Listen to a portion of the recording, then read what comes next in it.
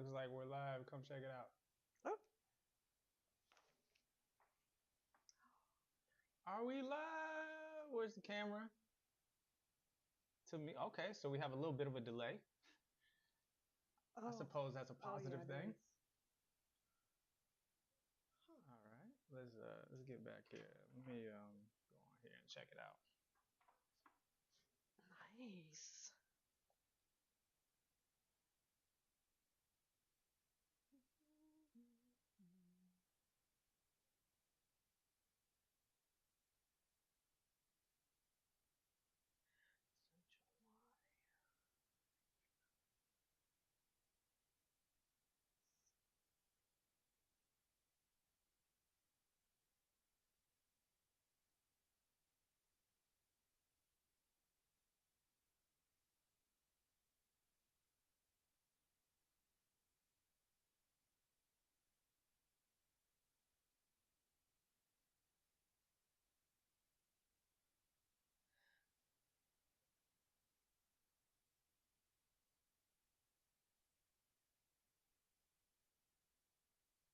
All right, testing 1, 2, 3.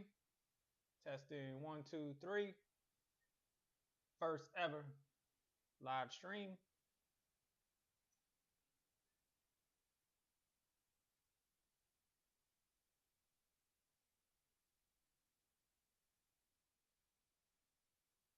1, 2, 3. Testing 1, 2, 3. First ever live stream.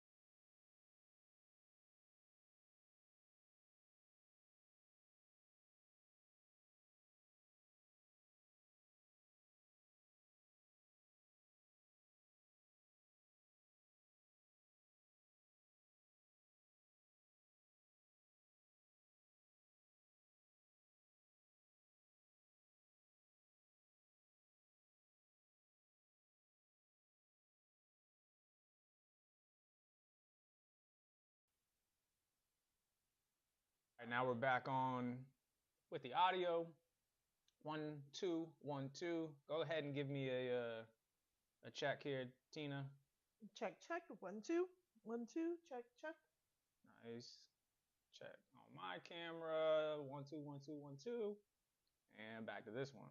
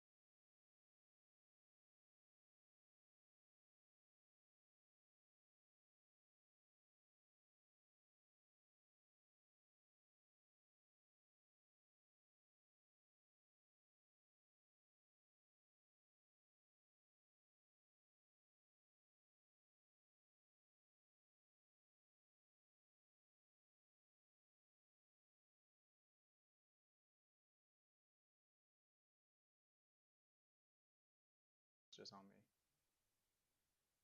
Hope Cross, I see you in the chat box. Do you hear me? Do you see me? Talk to me in the chat, Hope.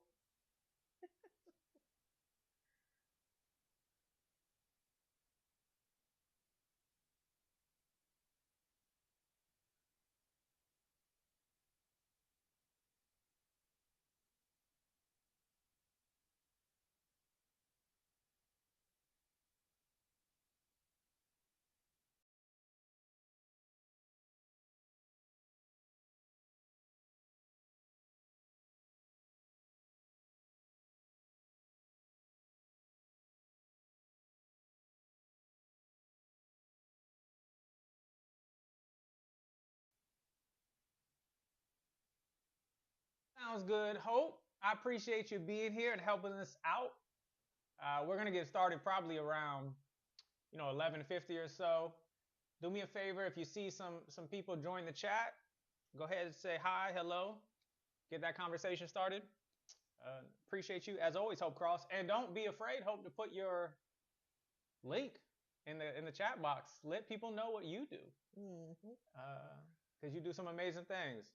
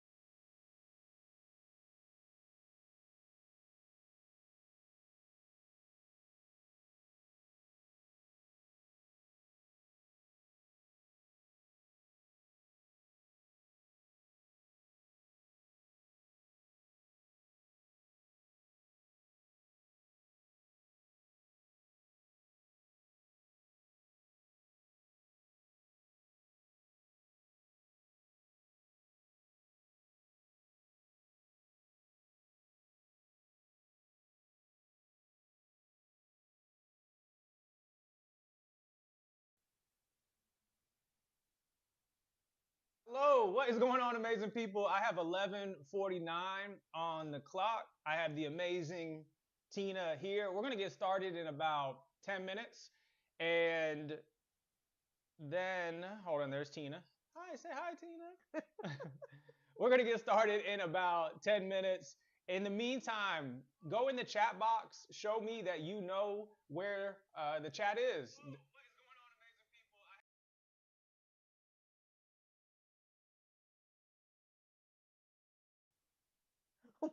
Okay, so we had a little technical It's difficulties delayed. uh, It's right off the bat, but that's okay. I want to first and foremost, appreciate those that have already jumped on and are going to be patient with us as we work through some of the technical parts. But it looks good. Video looks good. Audio sounds good. The main thing, as I was saying, is find that chat box. I'm someone that likes to interact with others during the training. If you've attended my training, you know I want your input. I want your feedback. So please find that chat box and tell us where you're from. If you're a Bucks fan, you see the Mike Evans in the back. Tell me you're a Bucks fan. If you're not a Bucks fan, don't say that. Don't mention that. Let's just pretend everybody is. So we're gonna get started here in about 10 minutes. If you have not yet, go and download the handout for our training. It's on speakformc.com on the event page. That's going to allow you to kind of participate and help you stay on pace with what we're going to be talking about. So again, we're going to get started here in about 10 minutes and make it happen.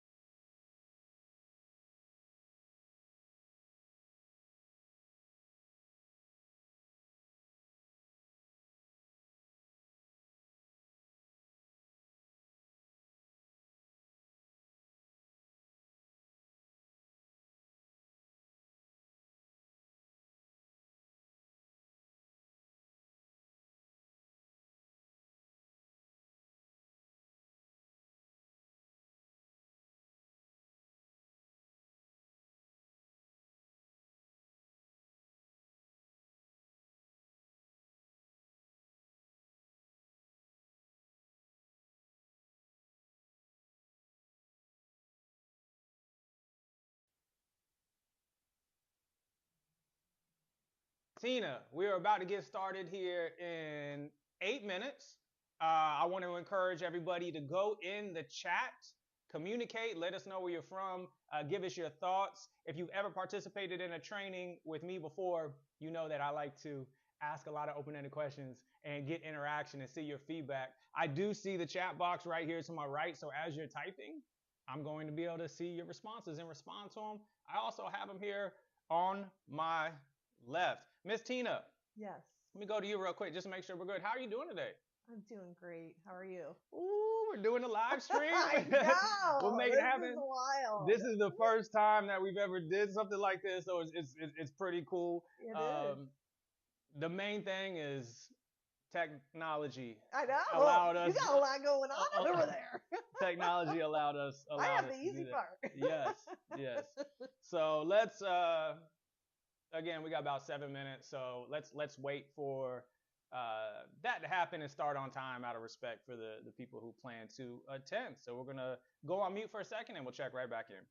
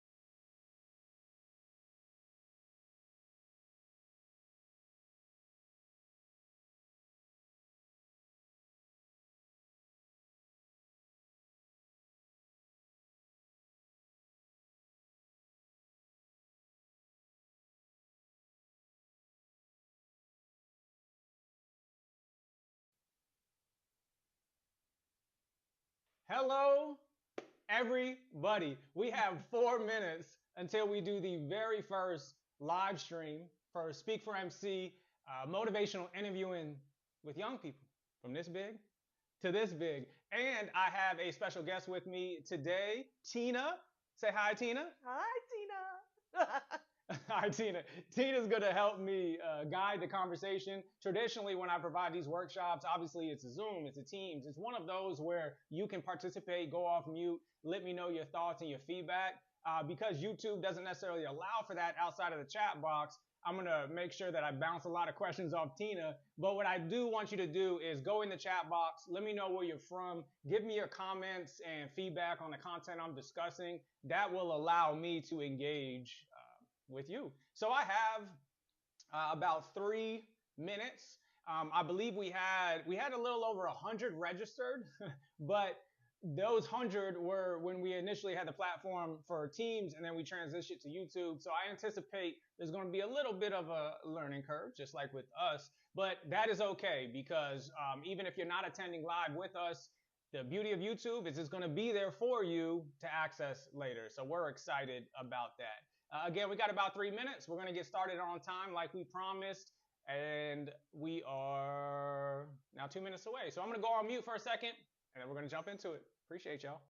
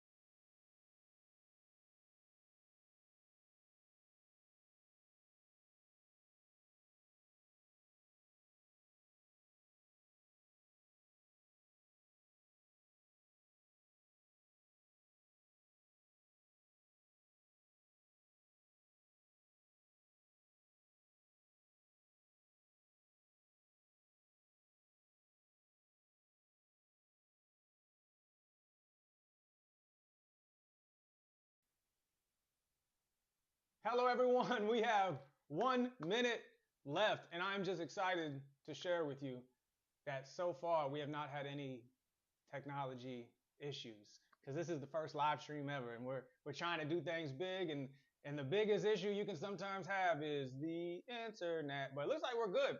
So we're going to get started here very shortly. Do me a favor. I see we got some viewers there. We had about 100 registered. So if you are here watching us and listening, go in the chat box. Tell me where you're from. Give me one word that describes your day today. Just let me know you're with me so I can engage with you, and we'll get started here really shortly.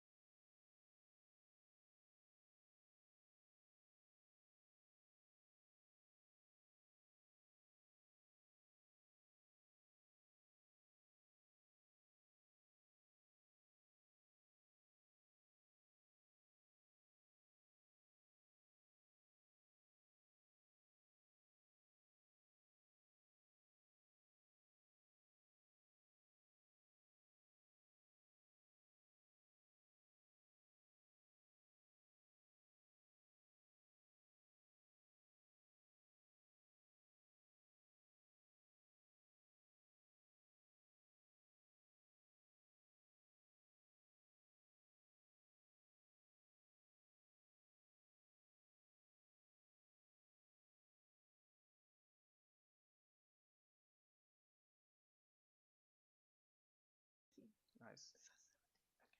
Hello, everybody. I have 12:01, and we are officially live on our very first YouTube live stream for Speak for MC, hosting a training. First and foremost, I want to thank everybody who is viewing right now. This was initially going to be a Teams training like we did before, but Why not be innovative? Why not be different? Why not try something? Why not embrace change? That is what the company is all about. So we switched it to YouTube, and we are going to do this together. First and foremost, find that chat box for me. Oh, and I see somebody in the chat box. Oh, I appreciate you. Resin for Reds. I don't know what that name means, but I like it. And it looks like you're representing Sarasota. We have Hope Cross with us representing Arcadia. And by the way, I have a co-host with me today that I'm very excited to have.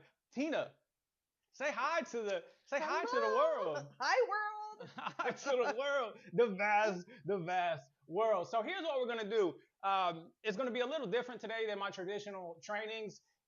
We're gonna have a conversation. I'm gonna talk with Tina. We're gonna share personal experiences. And the beauty about moving to this type of platform is after we're done, you get to go back and check on some of the items that we discussed that you found interesting or you found helpful. You can review it at a time that's convenient for you. But first, one more time, I want to thank everybody for joining us on this type of platform. Everyone that subscribed, it means a lot.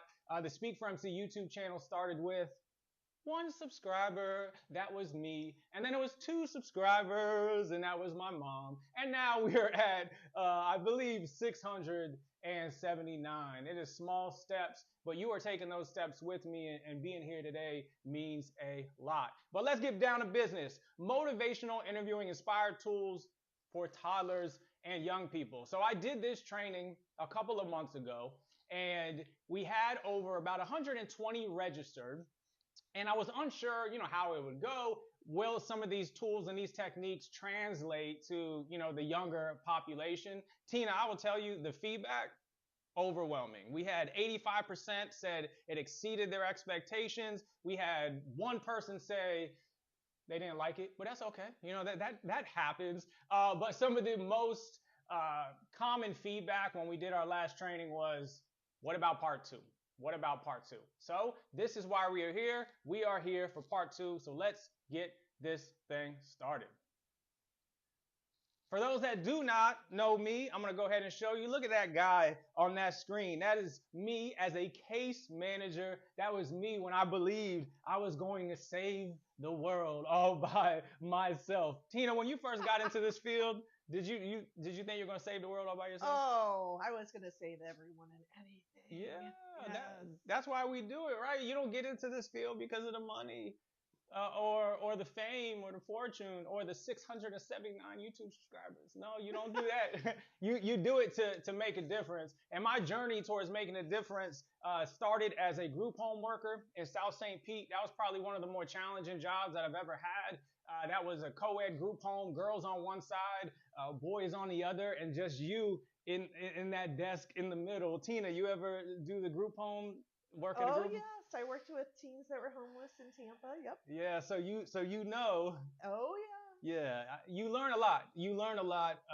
You learn about behavior, about change, about patience, which is something we're going to discuss today. Then I was a director of a YMCA, case manager for at-risk youth, program manager for young people on probation, an area manager for a Department of Labor program that served adults, and then a transition director where we served 145 of the most at-risk young people in the state of Florida every single day. It was probably one of the most rewarding experiences I've had from a professional perspective. And then now Speak for MC. In the comments, do we know what Speak for MC stands for? Maybe not. No. Tina, help me out. Oh, don't do it to me, Tina. Speak. Yes. For. Yes. Motivational change. There it is. Right? Yay! Give Tina a round of applause. Speak for MC is Speak for Motivational Change. So let's look at what the mission is, the vision of that is. Speak for MC believes that any child, organization, or community can grow. Everything I do is inspired by collaboration, optimism, and empathy. Optimism for me, sometimes when I tell people I'm an optimistic person, they're like, oh, that must mean that you're happy all the time. And you think everything's good all the time. You're just positive all the time. That's not, to me, what optimism is. Optimism is when things are hard, when things are tough, when you're going through it, do you still maintain a solution focused mindset? Do you still keep working towards a positive resolution? Are you optimistic that there is a solution at hand? And I believe the only problems that don't get solved are because the people who can solve them stop looking for them. So let's not stop. Let's keep pushing forward towards positive change. And everything is about disrupting the status quo. You know, sometimes, especially in the workplace, you'll hear those comments. It is what it is. What do you want me to do about it? Even with parents, sometimes I think, Tina, they'll say, well, what do you want me to do? There's nothing I could have did. It is what it is. Yeah. And what we're really trying to do is, yes, there's things that are out of your control, but what you can always control is how you respond to situations, and continually trying to be the person or be the parent that you want to be, and making decisions that align with that. So that's my little elevator pitch, Tina. Can I pass it to you and tell us who you are, Absolutely. what you do, all that good stuff? Absolutely. My name is Tina Miller, and I've worked over 25 years in social work, education, and juvenile justice.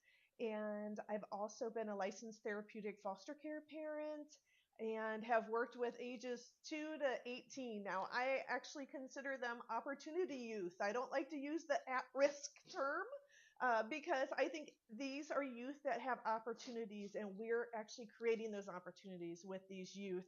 And I also have actually been certified in ABA as well as TBRI, which is trust based relational interventions. And I've been trained by the one and only Curtis on motivational interviewing. And also, I started my own nonprofit. I used to work for the Department of Juvenile Justice. I resigned from that position. I started a nonprofit, Florida Recovery Schools of Tampa Bay, which I've now opened 2 nonprofit private schools for ages 14 to 19-year-olds that struggle with addictions and mental illness. Mm, mm. I love it. Thank you, Tina. And we're really excited to have Tina's guidance today, not only as a professional who's working to inspire and change, but also as a mom, right?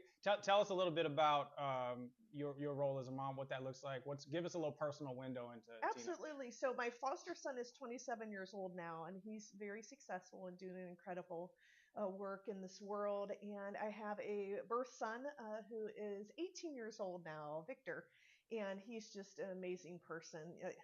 I love when they get older and you're like, man, you're like the best person ever. You know, I know he's my son. I'm a little biased, but he is such an incredible, creative individual. And so I've always loved working with children. So Awesome. Appreciate that. And my moderator, Hope, just gave me a little text that some people cannot respond to the chat. So, in order to respond in the chat and engage with us today, you do have to hit the subscribe button. We have that in there so the chat doesn't get flooded with other stuff. Maybe people who don't like the Buccaneers. We don't want all of that in there. So, if you do want to participate in the chat, just hit that subscribe button, and then you'll have the ability to give your input, your thoughts, all of that good stuff. And I see Amato is in the chat as well. How you doing? Thank you for joining us. Also representing Sarasota. So definitely hit that subscribe button and then participate in the chat so we can communicate together. So let's talk about my favorite quote.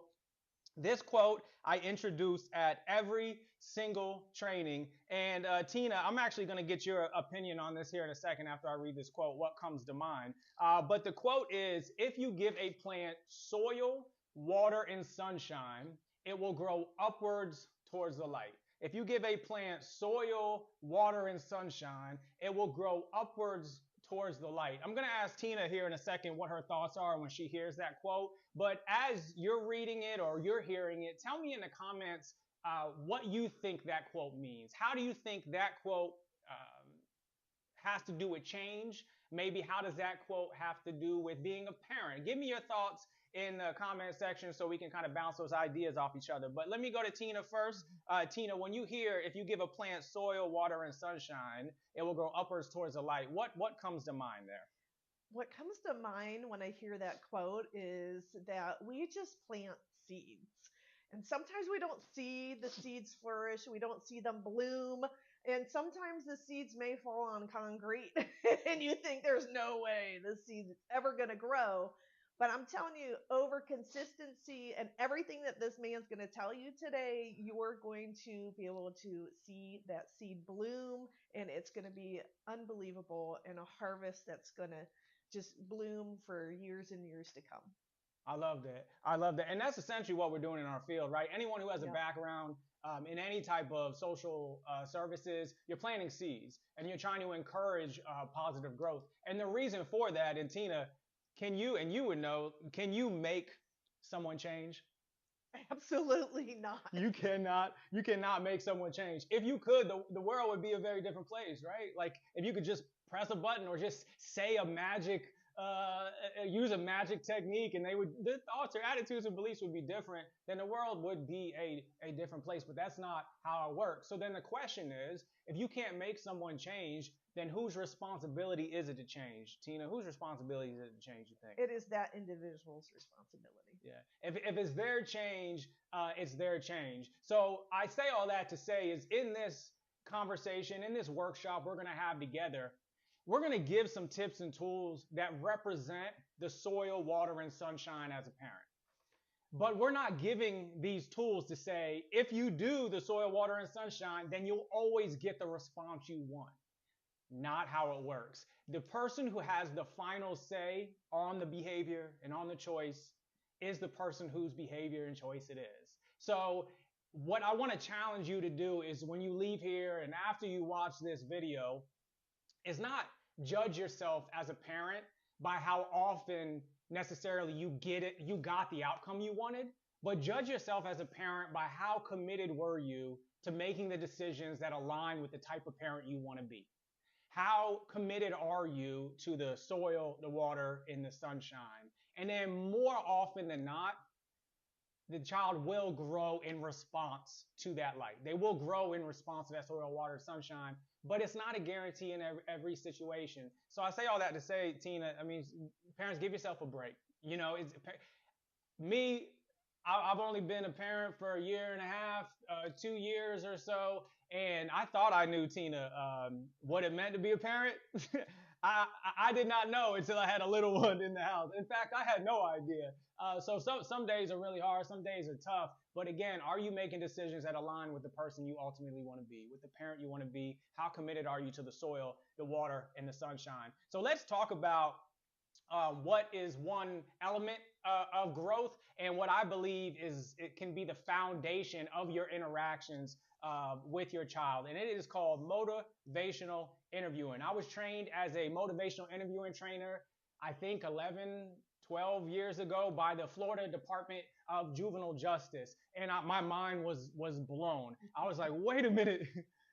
This makes so much sense. This is how you draw out of people their intrinsic motivation to work towards change. So then I began using motivational interviewing as a case manager in my personal life. When I moved up into leadership and supervisory roles, it worked everywhere. And why does it work? Well, first, motivational interviewing is an evidence-based approach. There are more than 1,000 controlled trials that demonstrates MI's effectiveness. And why was it effective? It's because they found that when someone interacts with an empathetic, non-judgmental listener, they are going to be less defensive and less anxious.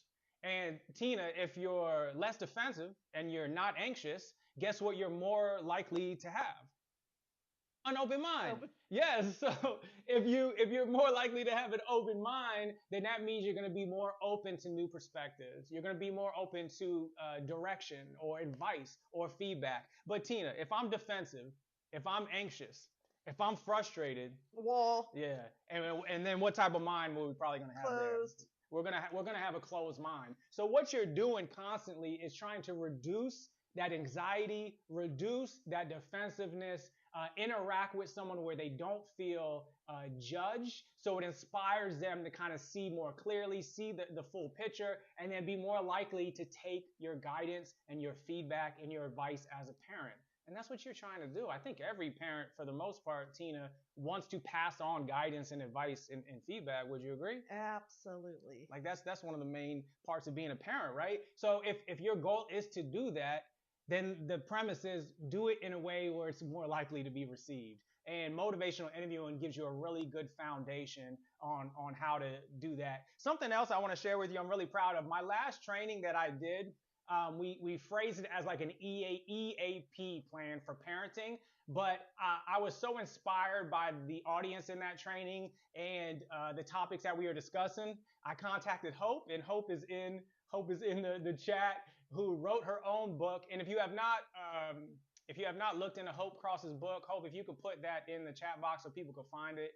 It is incredible, her story, her journey, and the change she is attempting to inspire as well. But Hope inspired me to write my own book. And what you're looking at right now is my book coming out in May. It is called C.A.P.E Conversations, Evidence-Based Techniques to Guide Conversations with Your Children. And what we're going to do in this training is talk about two parts of the C.A.P.E. We're going to go through the C, we're going to go through the A, and then Tina, if we have time, maybe we'll kick around some ideas on the P and the E. So let's talk about what these what the C.A.P.E stands for. It is choosing, avoiding, practicing, and expressing. So we want to choose choices. We want to avoid arguments. Maybe. Do we want to?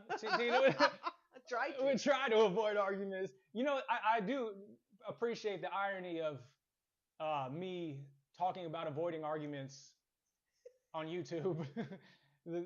Perhaps I digress. Well, avoiding arguments with our children, practicing patience, which is a big one, and then obviously expressing empathy. Empathy is the foundation of everything. If we don't have that, everything else is probably going to come crumbling down. So let's get into it here. Now, if you have not yet, let me show you this on my screen here. Where is it?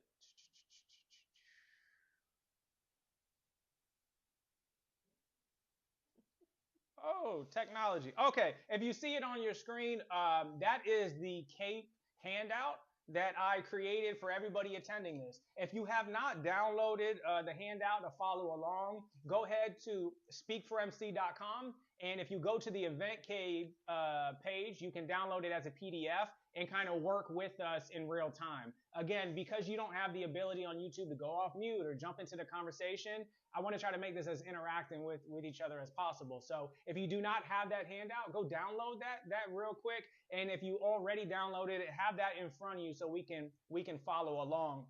If you look at that handout, first there's the tips on how to avoid. I did not put arguments because I wanted to keep that a secret, a surprise, but now you know. But that is for your tips on how to avoid arguments. So as we're talking about that, you can put your tips down there. The other thing I'm going to have you do in a moment is write your top 3 values that represent you as a parent, because that's going to help us guide our conversation as well. And then I put write your P's on here. And what those P's are is that patience. What are some strategies we can have to practice patience in the most difficult times? And then there's some other Easter eggs on that guide that you can see. I put little things that give us hints on what we're going to be talking about, but use that as a way to guide our conversation. And with that being said, let's talk about values. I'm going to give you a minute to identify your 3 values that you believe represent you as a parent. So what are your non-negotiables as a parent? The 3 values that when you're raising your children, when you're interacting with your children, that are most important that you stay true to. What are those? So pick your 3. Let us know in the comments what your 3 are so I can kind of get a feel of what the group. And let's go to Tina. Tina, you think we can get 1 or 2 or 3 values from you? What are some values that represent you as a parent? Kind of your non-negotiables, and I believe I gave you a list on there too. Hopefully I did. I have a whole list you already. Have a whole list. Okay. I've been thinking about. Yeah. Well, number one, I don't want my child to murder anyone. But also, I want them to be healthy, and I want to focus more on their efforts than their grades. I think this is a huge one when it comes to parenting, especially grade school and middle school and high school students. and focus more on their efforts and not their grades. And then also, I think consistency is the key. So Yeah. really valuing that communication with one another. Yeah, I like that consistency. For me, obviously empathy is a big one. I believe like kind of like if you're building a house, um, you could put all this money into the pool. You could put all your money into your lawn.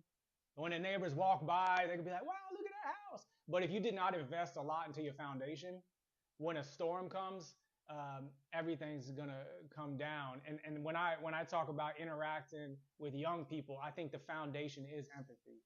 You could have all the incentives you want. You can have the best services in the world, but if you don't have a foundation rooted in empathy, when adversity hits, and Tina, adversity is going to hit, that's what happens. And let's give real quick a shout out.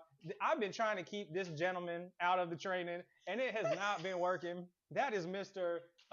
Carl. His values are getting petted.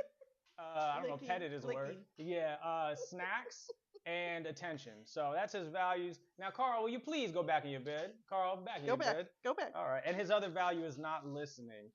So let's look at the chat box for a second. We have honesty, um, leading by example, integrity, love, understanding, structure.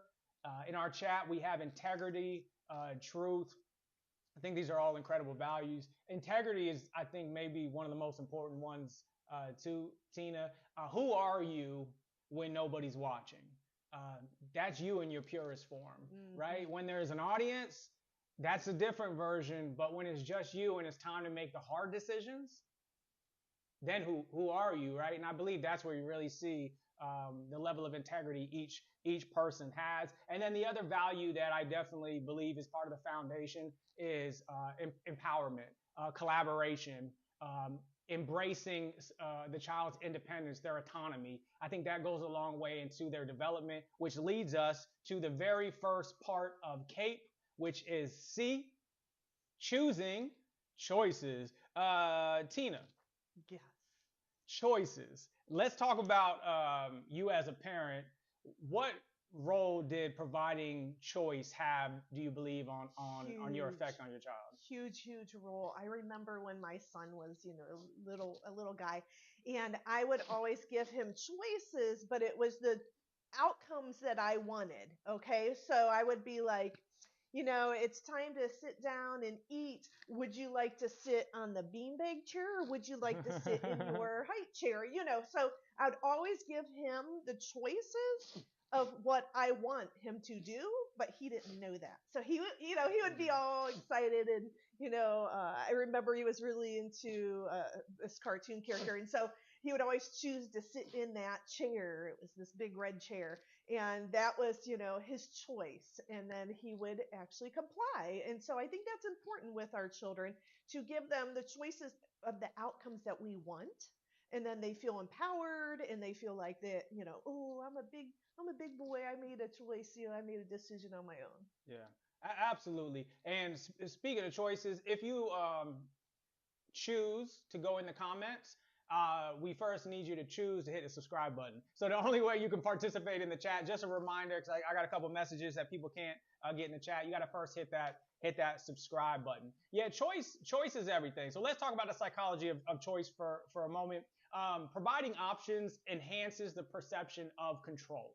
So why is it important that your child feels they have control? Well, because ultimately, as we talked about, it is the person's responsibility to change whose change it is. So if you want them to feel that they have an impact on their growth, on their change, on the direction they're going, you have to encourage their autonomy in having those choices. Having control also, I believe, decreases anxiety. If you're just being dictated to, being made to do something, you're being told to do something that you don't think is right, but you're being forced to do it, that can definitely increase anxiety with your child, some defensiveness, and maybe they might do it, but they're looking for their chance to kind of rebel a little bit. And that's another important note, Tina, and tell me if you agree or disagree on this. But when we are not providing choice, we are more requesting a different C word. And what that other C word is compliance. And if you're making someone comply, if you're making a child comply, then what happens is they're only going to comply until that consequence that you're using to make them comply is no longer there, right? So parents, in other words, you're making children do a certain thing. What happens when you're not there to observe if they're doing that behavior? If the perceived consequence is gone, they're going to go do what they want to do. The other thing is compliance might work if you're like bribing them, right? I'll give you X if you do what I'm asking you to do.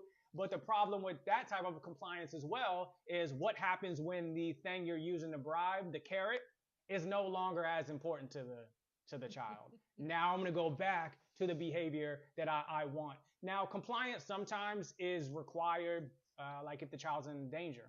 Um, the example I like to use is like if your kid is running into the street, you're not going to be like, hey, I'll give you some choices here. You can get out of the street, you can stay and see what happens, or you're going to be like, compliance, get out of there, Mm-hmm. right? But if the idea then is to prevent future occurrences running into the street, is embracing that autonomy. And then having choice encourages empowerment, confidence, a feeling that they can be successful and accomplish things. And empowerment is, I think, really important with children. When you hear empowerment, being a parent that empowers their children, what kind of comes to mind there, Tina? I think empowerment is really taking, like you said, that control. And so, what's so interesting about our brain is when I can really geek out on this, so I'll try not to. But I love neurological health and biological health and all of that. But when we look at the brain, and when you give someone a choice, you use the right side of the brain, and I call it right brain. And actually, they have to be creative to come up with the choice and the decision in that. And so, what that actually does is, there's pleasure centers in that in your brain, and then there's the pain center. And so if you actually have that ability to make a choice by feeling empowered, it's using that right side of the brain. And so you're not tapping into that um, attitude, or that, I'll show you, I'll hurt me type of stuff that a lot of teenagers might get into, but little ones do as well. And so it kind of breaks down that whole argumentative, but the empowering part is just really important, I think, with every individual. Even as staff, as adults, we want to feel empowered, that someone trusts us, Yeah, and that's what it's based on. absolutely. And you made a good point too. Our brain rewards us um, when we do something positive. So if we accomplish something or we succeed in something, our brain rewards and says, hey, that felt good. So go seek out more of that, right? Which leads to that positive growth. Now our brain can also reward us for making bad decisions if a pleasurable feeling happened. So what you want to do is enforce the positive feelings that your child gets from making a good decision, from making a choice that had a positive outcome. You want to empower them that was you. That wasn't just because you were following mommy and daddy. You did that, and the brain will reward them for that. Empowerment is the process of becoming stronger, more confident, especially as it relates to controlling one's life.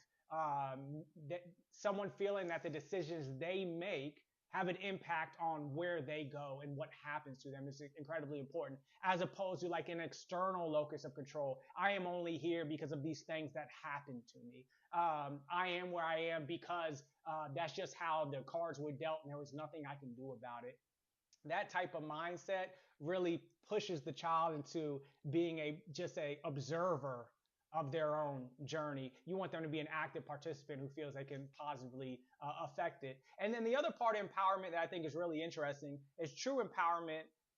Tina, tell me what comes to mind when I say this, but uh, true empowerment is when you believe you're the expert in a situation, but you treat someone else like they're the expert Mm. in the situation.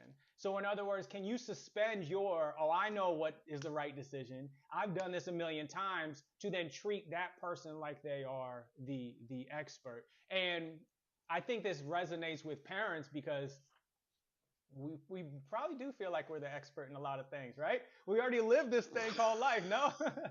No. As a parent of a teen. Yeah. Yeah. Yeah, right. So the idea is we live this thing already. So we want to, hey, I know what you should do. I know what you should do. But can we suspend that to treat them like the expert? Because in the reality, they are. Because they have direct access to what? What do they have direct access to that you don't? To changing themselves. Yes. And what up here? Their brain, Their the brain. decision. They have, anytime you're interacting with people and you're trying to inspire positive change, and that's why motivational interviewing is so beautiful, is that they have direct access to their brain, which means they have direct access to their thoughts, their ideas, their experiences, their intrinsic motivations. They have closer access to that than you do. So if you're treating them like you're the expert when they have the thing that makes them the expert, we're kind of we're working backwards. So even though you are an expert as a parent, and I'm sure there are many situations where you believe you know what direction needs to go, try to find room there to empower them in what they think as well, and that can go a long way in making a stronger, more confident child. And then the other thing is when you empower children, they become better problem solvers. They become more self-reliant, which I'm assuming every parent wants, at least to a certain extent, right? And then they become more resilient. They're more likely to bounce back from adverse situations. And spoiler alert, Tina, I don't know if you know this, but adversity is going to come eventually, right? Like is that Oh, is that absolutely. happens, right? Yes. Yes. Eventually bad things are going to happen. But when you have an empowered child, they're going to be more resilient when those things happen because they believe, you know what, I can make choices that can pull myself out of this situation, that can lead to a positive outcome. And then they become better decision makers, more of a critical thinker, which is important as well. The majority of the decisions we do make are fueled by an emotional response. But if you can take a step back sometimes from how you're feeling, I feel like I'm right, to get to a place of really saying, hey, what are the options here? Seeking someone that has an objective feedback, looking into additional information that might help me make more of a effective decision. You're creating decision makers with your children when you empower them. So here's what we're gonna do, and then go ahead in the chat box for me too. Tell me how you empower your children. What are some ways you promote their autonomy? I'm interested to hear what our viewers think as well. But now we're going to do something really interesting, Tina. Did you ever want to be in Hollywood? I always, yes. You did. Oh, okay. So this is perfect then. So what we're going to do is Tina and myself are going to act out this intense scene and then get your get your thoughts on this. So I'm gonna put the script on the screen as well, so you can read along. Do not judge us. So let's do this. When I say action, Tina, would you like to be the child or the parent? I would love to be the child. Oh boy, are you too excited about that? Tina, all right, action. He pushed me down. Okay. I'm sorry, sweetie. That sounds like it hurt. Yeah. What do you want to do? Okay. We can leave if you want. No. Okay. Well, you can go back in the game and show them who's boss. It's your choice, sweetie. I'll do whichever you pick. We can actually just sit here for a little longer, just you and me. We could go home now, or you can go back in the game and try to win. Go back in the game and kick some butt. See, good job, Tina. Let me know in the comments if Tina is ready for Hollywood. If that was everything that you expected. I'm gonna when I watch this back, I feel like I'm gonna have some words for my ability there. But let's talk about it, Tina. Let me put the script back on the scene, and then tell me in the chat box as well. What are your initial thoughts on this interaction? Tina, what are you seeing here as it relates to choices, the C and C.A.P.E? Kind of give me your thoughts on this. So first and foremost, I love the validation of that must have hurt. Mm. That to me was like super touching because I think oftentimes as adults and parents, we just want to fix or we want to change their feeling, Yeah. especially if it's a feeling of that they're sad and crying. So just to validate, that must have hurt. Yeah. And let's pause there for a second because I think that's such a great point. What is that statement doing, Tina? What are we adding to our foundation of interaction right away with that statement? Empathy. Empathy right off the bat. Because to your point, if we take that statement out, right, and so the child says he pushed me down, and then right away you go, well, what do you want to do about it? You have completely left out empathy, compassion, connecting with that child on an emotional level. And to your point, Tina, you went straight into problem solving, which sometimes as a parent, that's what we want to do. But we can't solve a problem until we connect with someone emotionally. What else do you think there from the interaction? And then I think the open-ended question of what do you want to do? Yep. Yep. What do you think, Tina, is the goal of that type of question or an open-ended question in that scenario? I think it's actually, determining where that child is at. So emotionally, maybe they're hungry, maybe they're tired, maybe, it's like just checking in with them to see exactly what it is that they want to do emotionally and going from there. Absolutely. So the C in CAPE right away is about choices, right? So right off the bat, we're saying here's adversity. Here's a situation that was tough on you, like we talked about, will come. But right away, we're trying to empower them and saying, but you have a say in how this thing turns out, as opposed to saying, well, do you want to go home? Well, you need to get right back in there? Well, you need to go tell them that you're. What do you want to do right away? Creating some autonomy in that interaction. What else you thinking in there, Tina? Well, I love we can leave if you want. Hmm. What stood out to you about that? Why do you think that was a positive approach? Because it's a choice and it's not assuming that that's what the child wants, Yep. is they just want to leave. Yeah. And the other thing, what I like about that is if you notice, it's not another question. Mm-hmm. It's not, do you want to leave right off the bat? Because the other thing we want to be cognizant of, especially when anxiety is heightened or defensiveness is heightened, in this situation, the child is defensive, they're anxious, right? If you're firing off question, question, question, question, all that's going to do is raise the defensiveness and raise the anxiety. So what we kind of want to do is put like neutral statements with a period so they don't appear as questions. Just say, we can leave. You're just putting that out there and giving them the opportunity to respond. What else you think, Tina? And I like that you're giving them an option. You can go back in the game, but then you also are adding some humor, or you can show them who's boss. Yeah. I think that's a lot of fun.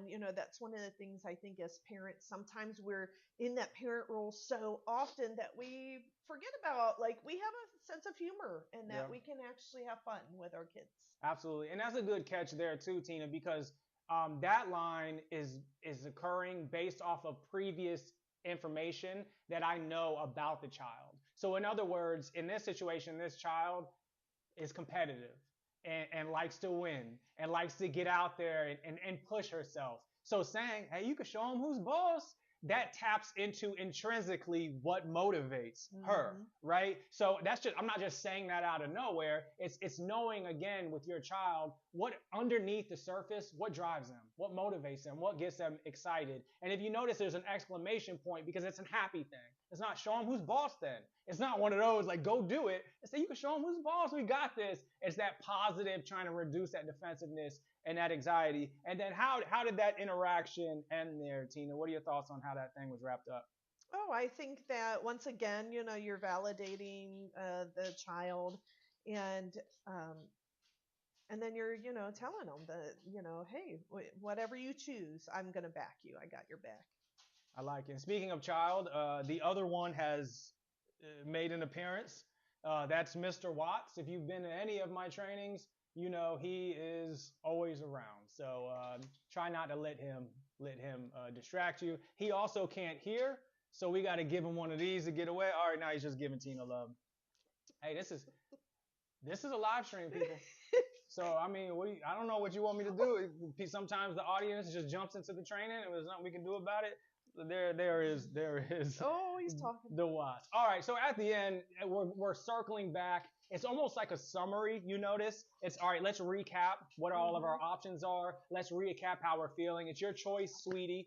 And you notice I'm constantly trying to connect emotionally as well. There's a saying that you can't rationalize with an emotional response. You can only connect with it emotionally. So you want to consistently do that in your interactions. And then you give the choices again. Hey, we could just sit here and just hang out for a bit. We can leave if we need to, or you can go back in that game and try to win, which again is tapping back into what I know intrinsically motivates the child. And in that situation, she ran right back in the game. All tears gone, all crying. There was no other. Ran right back into the game. But again, if we just went from, oh, you're hurt, we'll get back in there or we're going home, I don't think that type of empowerment would have been the same. All right, I think I have another one. Let's see what we got here, and give me your look. Thank you, Hope. Yes, Watts is in the building. All right, let's try. Yep, and now he's digging.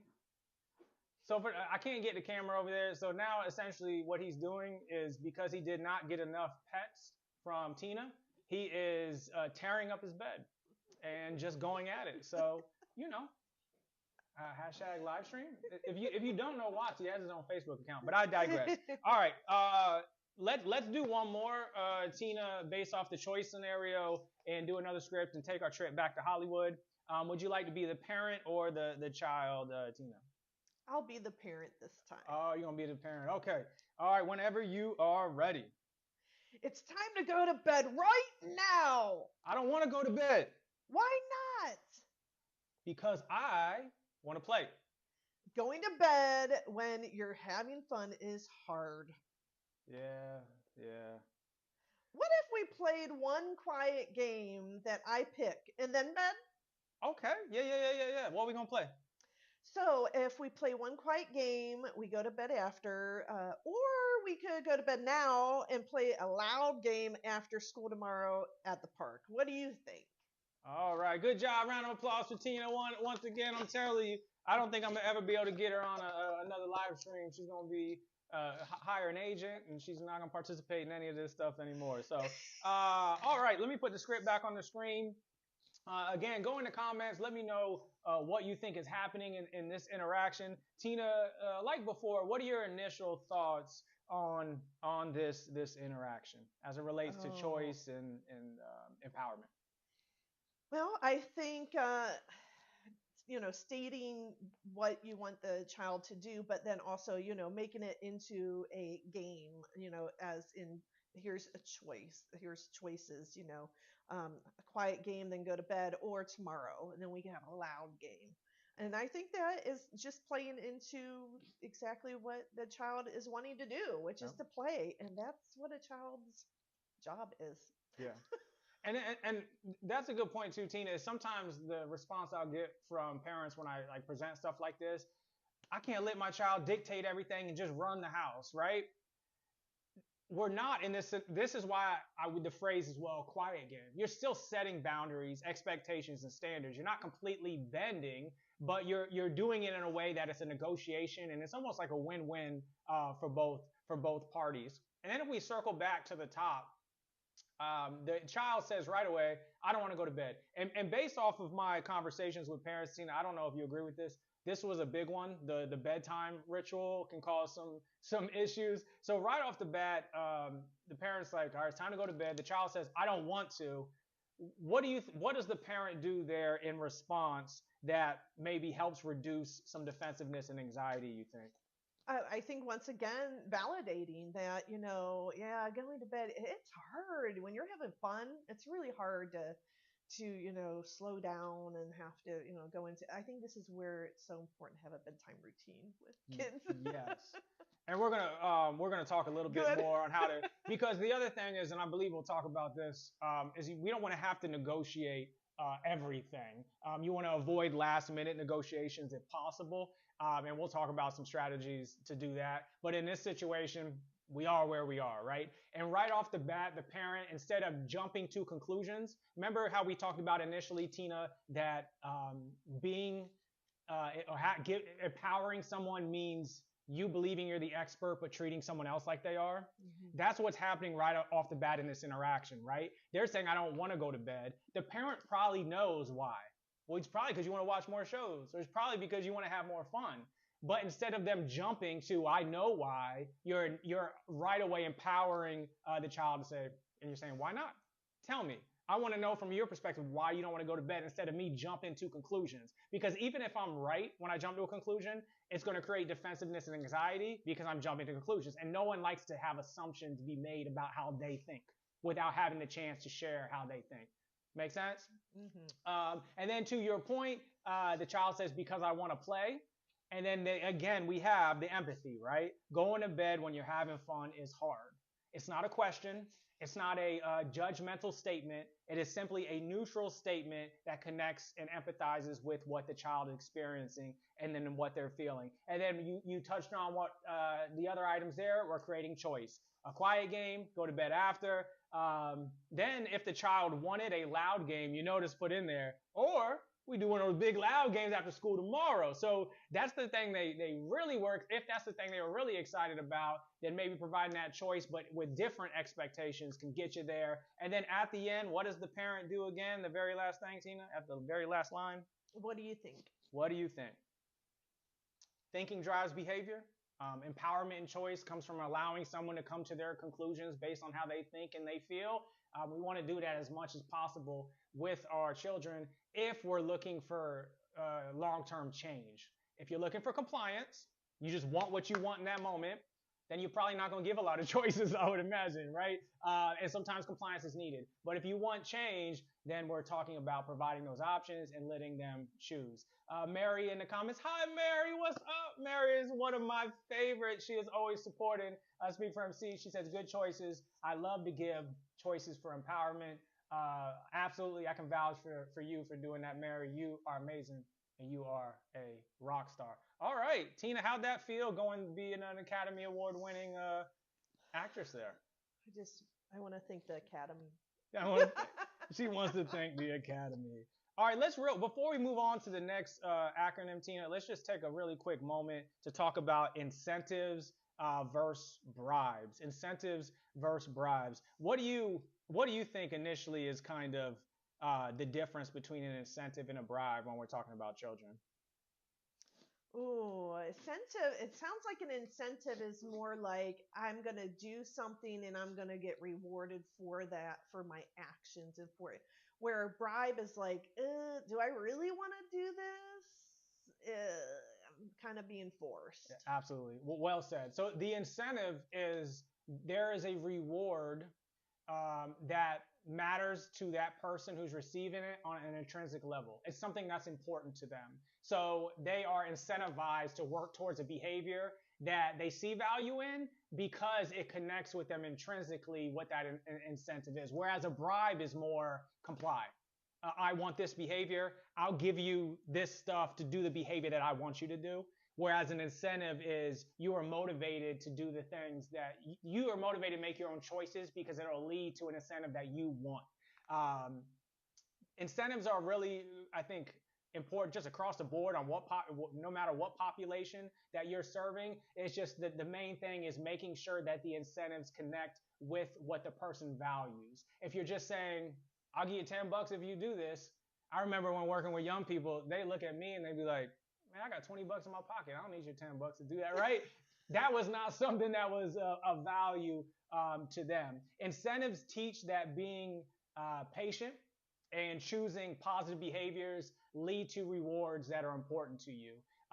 Bribes teach that poor behaviors can get you really quick rewards. And if the behavior is not bad enough, maybe we need to ramp it up and get even worse to really get the reward we want. The example I always think, and I'm sure you've seen this, Tina, is like out in a store, out in public, child kicking their feet. I want a candy. I want candy. I want candy. You're not getting candy. And then the child's like, okay, let's ramp it up a bit. Right. And then now the parents looking around and they're like, oh, it's embarrassing. Just grab something. Pick it then. What we did is we just taught the child, if you behave this way and you push it to a certain level, you're eventually going to get what you want. And when we start teaching that, then we're essentially saying, hey, there are no boundaries to how far you can push things. So keep pushing them. I mean, it's a very tough place to be as a parent. I see you're making some faces. You have some thoughts on that, I'm Tina? like trying not to Yeah. overstep, but I just have to say there's a 2 letter word, parents. It is totally okay to say it to your children. No. Mm, Bottom line, no. And I think that so often parents are don't tell their kids no as a child.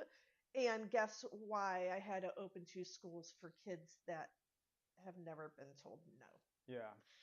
And I will say to that too, and it goes back to our foundation. I think how you say no matters. If it's just no, you're not getting it, that can say, okay, well, let's get into this power struggle then. Is what the child is saying. Let's get into this power struggle and let's see how strong that no of yours is, right? As opposed to, not right now, sweetie. We talked about earlier that we weren't going to get candy today because we have a plan later. Well, I really want some. I get you. I want to eat a bunch of candy too, as we discussed, and then you're constantly trying to connect. Your voice is down because you're not trying to increase the anxiety and the defensiveness. And then what I always suggest, and it's not a part of this training, is once they're no longer emotionally heightened, revisit that conversation. Mm-hmm. Hey, sweetie, let's talk about earlier what happened at the store. You have that conversation now in a place where they could be more open minded, so that then the behavior doesn't repeat itself. I think also preparing so I love to parent proactively. And so before an event, before the grocery store visit, before, whatever it is, that situation that my child and I are going into, I like to have that conversation in the car beforehand. Like, for example, we're going to the grocery store. We haven't had our dinner yet. So, how about we buy a dessert and then we can have that after we come home and have dinner, or to have that conversation and just be proactive in your parenting is really important, and it helps a lot of the arguments and Yeah, that's a really good point, Tina. And temper it really, tantrums. yeah, it's really about investing on the front end, putting more effort in on the front end, so then you're avoiding some of these things on the back end, if at all possible. But sometimes you find yourself in the dreaded A of CAPE. And we're going to spend our last 10 minutes here or so talking about the dreaded A. Tina, have you ever gotten to an argument with a child before? All right, let's not go into specifics on that one. Let's talk about the A. The A stands for avoid arguments. All right, so now we're gonna run through a couple scripts. Tina, you ready for this? Let's look at some scenarios here. Do you want to be the child or the parent? I'll be the parent again. All right, ready, action. It's time to go to bed right now. I don't want to go to bed. Well, it's bedtime. But I don't want to go to bed. Well, you are. No, I'm not. All right, action. What's happening in that scenario, Tina? Oh, power struggle, power struggle. Yeah, we're just saying let's go, let's get after it. And by the way, for power struggles with parents, there is no winner. No one wins a power struggle with a child, because if you make the child do something, they're going to feel resentful. They're going to feel angry and frustrated. And someone who is, especially a child, someone who is normally frustrated and resentful, what they want is to get that person back who made them feel that way. So even if you force them, they're going to be looking for their opportunity to get a win. The other problem with a power struggle is, let's say you enter it, but then you let them win, like the grocery store example. Now that tells them, oh, I can win these. So then when the next one comes, I'm going to keep fighting till I win, right? So let's look at another one here, Tina. This is good old Halloween candy. You want to be the parent on this one or the child? Oh, I'll be the child. Okay. All right. Action. No more Halloween candy tonight, Tina. I want one more. If you have one more, you're going to get sick, Tina. Oh, no, I won't. Yes, you will. But I won't. Look, I'm not going to argue with you. I'm not arguing with you. So when, the irony of both those, right? I'm not arguing with you today. Well, I'm not arguing with you. Oh man, now you're just stuck, right? You're like, wait, what's everybody doing? What's going on here, Tina? What are your initial impressions on this one? Well, first and foremost, like I told Curtis, if anyone took away my candy, Yeah. they're gonna be catching these hands. Uh, Tina wanted to enter a power struggle for me even creating a fake scenario where you take candy. This That's was right. one of Tina's triggers apparently. Oh So yes, yeah, yeah. but obviously, look, we're going back and forth. We're saying we're not arguing, but we are, and now we're just in this power struggle again. Let's I believe I got one more here. Let's do this last one. All right, action. Am I the parent? I'll be the parent this time. Why'd you throw that at him? I didn't. You did. I saw you do it. He threw it at me first. Well, what'd you do for him to throw it at you? Nothing. You need to go say sorry. I'm not. Mm. Thoughts on this one, Tina? What's happening with this interaction here? So I remember learning about when learning about children that lie. Mm. And so, this was a situation where the child is lying because you actually saw this. But I'll never forget the first time my son lied when he was a little guy, and then I looked at him and I said, "I feel so sorry."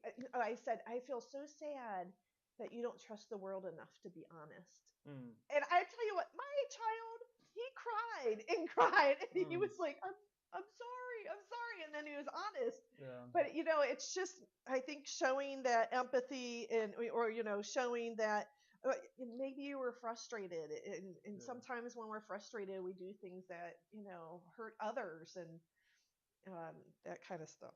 Yeah, and the other thing, that's a good point too. The other thing that's happening here from the parent's perspective, and again, I want to restate the empowerment piece, is even though you are the expert, and even in this situation, the parents saw what happened, so they are an expert in what they saw.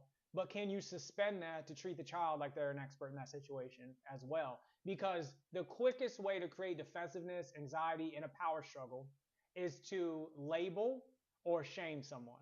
If someone feels they're being labeled, shamed for what they did or how they think, that is going to create defensiveness right away, even if you're correct. So again, what we want to do here is take a step back, find out from the child's perspective what happened, talk through it if the goal is change. So we talked about some examples of arguments, and then we also talked about the power struggle piece. Again, if you enter a power struggle, even if you force the child to comply, they're going to be ready for another fight soon so they can get a win. If the child wins, then they're going to be ready for another fight soon because they already won and they want another one. So we want to do our best to avoid power struggles unless you're looking for compliance. If you're looking for immediate compliance, go do your power struggle thing.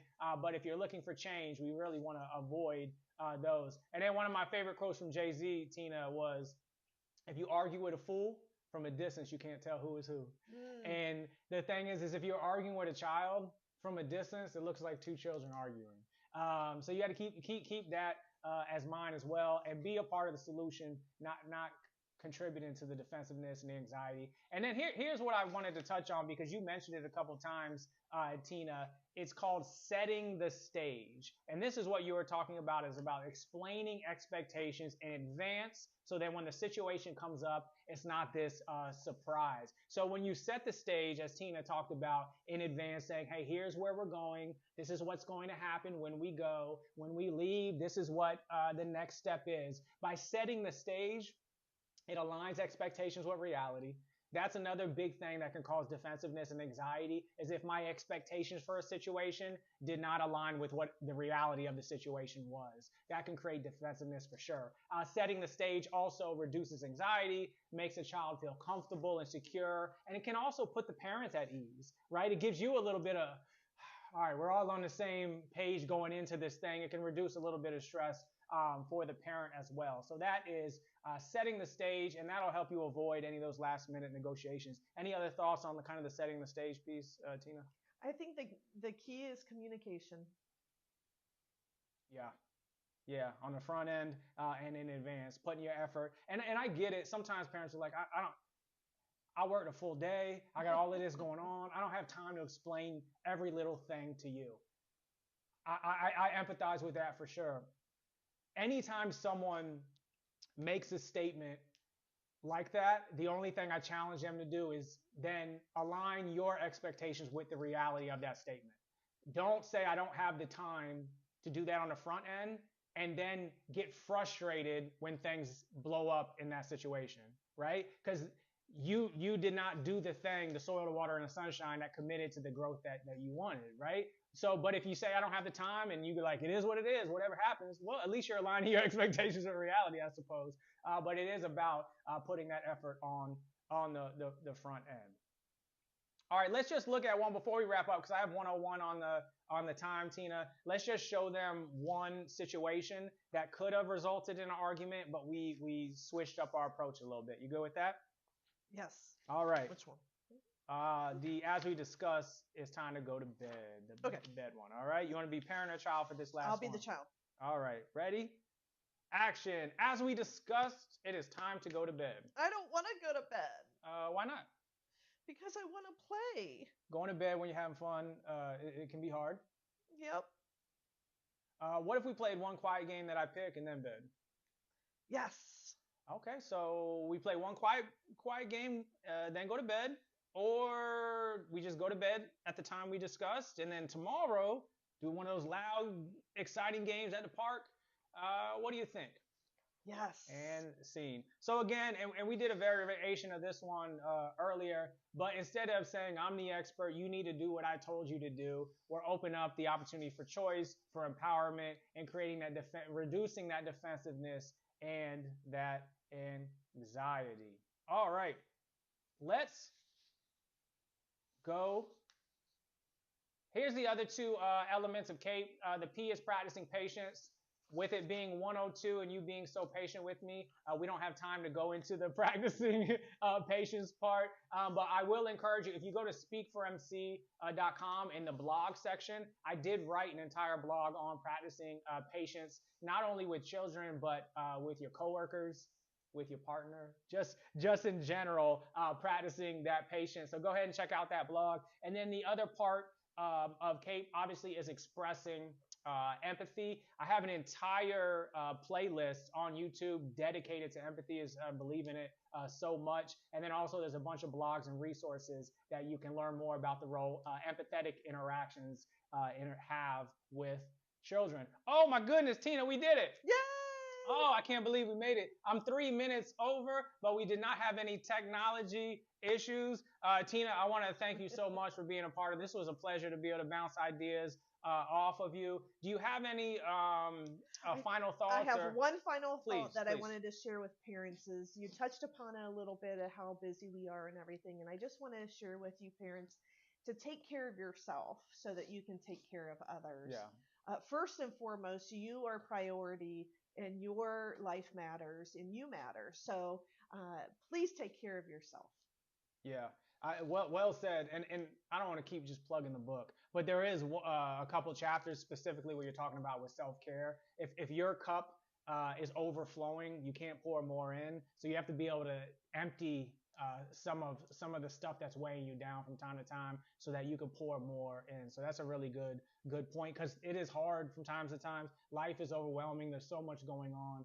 So definitely practicing self-care. And then Tina, is there any other, I don't know if there's any social you wanted to share, if you wanted to direct them to any. Sure, yeah. Tina Talks Truth on all socials and my website, tinatalkstruth.com. Awesome. And Tina really is doing some incredible work in the community for Pinellas and Pasco. And to see young people overcome the type of adversity that they have is inspiring because when they do that, they're giving themselves tools that are going to be so useful as adults and to be able to become what life has. So congratulations to you and all the awesome work you're doing, Tina. Do not forget, for me, speakformc.com. Go to the website, check out the blogs, but mainly subscribe to the channel. We are going to decide how many of these we are going to do based off of the response we get. And if you did participate with us today, I thank you so much. This was a big thing for us. We've never done it before. We've never tried it. You never know how stuff like this is going to go. But to have you be a part of making history with Speak for MC, it means a lot. There's a lot of negativity in the world. So for you to be here with me and participate in the solution and contribute positivity to those around us, that's a big deal. And there is more positive than negative out there. I know that for a fact. So if someone telling you there's more negative, no, no, no, they're just negative themselves. So let's contribute to positive change and hope.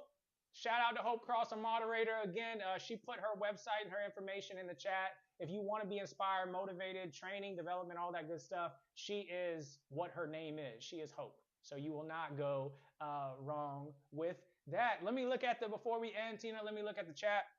Any final comments, questions in here? Ven said, thank you so much, Tina and Curtis. Yes, Ven, thank you for attending. You attend a lot of the Speak From C stuff, so I appreciate your support. Amato, thank you for contributing so much in the chat as well. I loved your answers and your responses. Mary, you're amazing.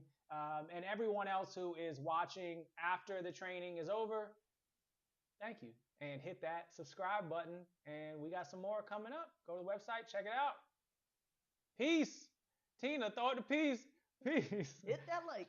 All right, hit that. Yeah, hit the like. Oh, thank you, Tina. That's how you know I don't know what I'm doing. Hit the like, comment, subscribe, share, all of that good stuff. All right, people, I'm hitting the end stream button before I keep going. Bye.